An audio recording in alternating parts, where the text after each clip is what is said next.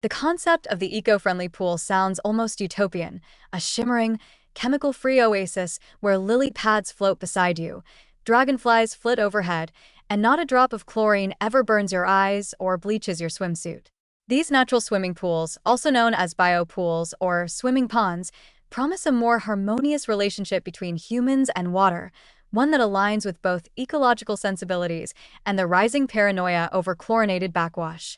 But as with most things that sound idyllic, the truth floats somewhere between elegant nature and microbial Wild West. At their core, natural pools don't rely on disinfecting chemicals like chlorine or bromine.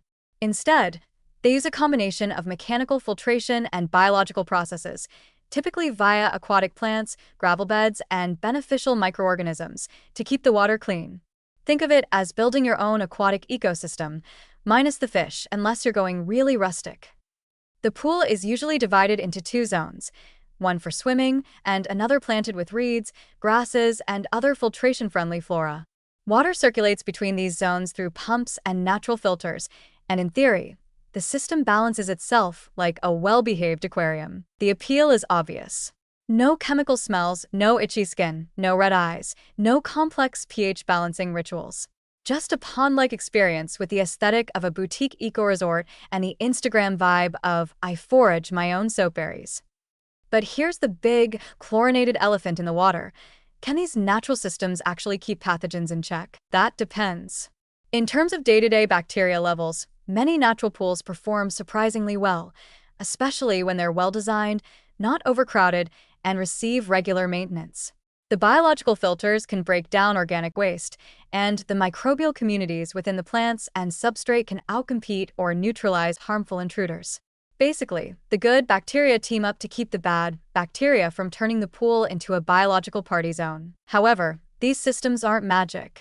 They don't rapidly kill viruses like norovirus, adenovirus, or parasites like cryptosporidium, and they're slower to react to sudden changes, like, say, a kid who forgets they're not wearing a swim diaper or someone who's just come down with traveler's diarrhea.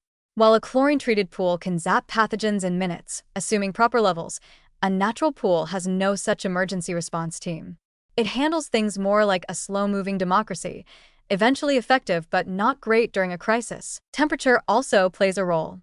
Warmer water, especially in summer, can encourage bacterial growth, and since many natural pools don't include the chilling effect of deep commercial pools or the constant chemical hammer of chlorine, there's a risk of microbial flare-ups.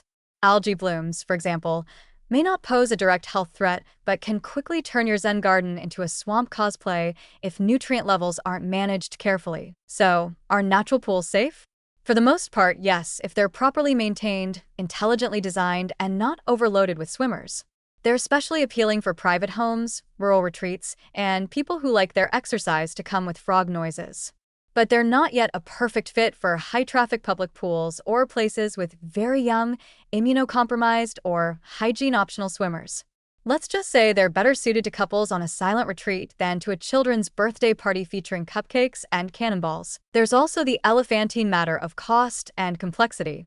Building a natural pool is a serious investment, financially, spatially, and philosophically. You're essentially creating a self-regulating mini ecosystem that doesn't just sit there. It evolves, grows, and occasionally throws tantrums in the form of slime or smell. Maintenance is often less about dumping in a bucket of bleach and more about pruning water plants, checking pumps, and balancing biological loads. In short, it's for the committed, not the casual weekend chlorinator. Still, for those willing to take the plunge into this green frontier, the benefits can be striking: lower long-term costs, a reduced environmental footprint, improved biodiversity, and a swimming experience that's as close to nature as you can get without hiking to a remote mountain spring. You won't come out smelling like bleach, though you may need to check your swimsuit for tadpoles. In the end, natural pools don't replace chlorinated pools, they reimagine them. They trade sterilization for symbiosis, speed for sustainability, and precision for patience. And while they're not the universal answer to pool safety, they might just be the future of swimming for those who want their laps with a side of lotus flower instead of lab chemistry. Just remember, when the pool cleans itself, you're technically swimming in something that's alive. Try not to pee in it.